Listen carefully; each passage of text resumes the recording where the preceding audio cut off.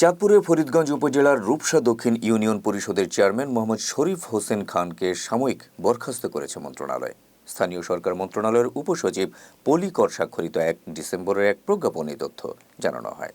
প্রজ্ঞাপনে বলা হয়, রূপসা দক্ষিণ ইউনিয়ন পরিষদের চেয়ারম্যান শরীফ হোসেন খানের বিরুদ্ধে সরকারি ত্রাণ সামগ্রী সুবিধাভোগীদের মাঝে বিতরণ না করে আত্মসাতের উদ্দেশ্যে নিজ বাড়ির গুদামঘরে রাখার অভিযোগের বিষয়ে জেলা প্রশাসক চাঁদপুরের প্রতিবেদন মোতাবেক স্থানীয় সরকার বিভাগের 1 ডিসেম্বর 2024 তারিখের 918 সংখ্যক প্রজ্ঞাপন মূলে জনস্বার্থে তাকে সাময়িক বরখাস্ত করা হয়েছে।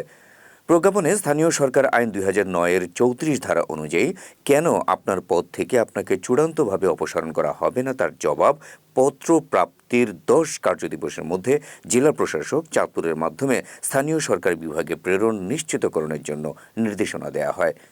অভিযোগকে ইউপি চেয়ারম্যান মোহাম্মদ শরীফ হোসেন খানের কাছে এ বিষয়ে জানতে চাইলে চিঠি পাওয়ার কথা স্বীকার করে তিনি রাজনৈতিক প্রেক্ষাপটের শিকার বলে মন্তব্য করেন।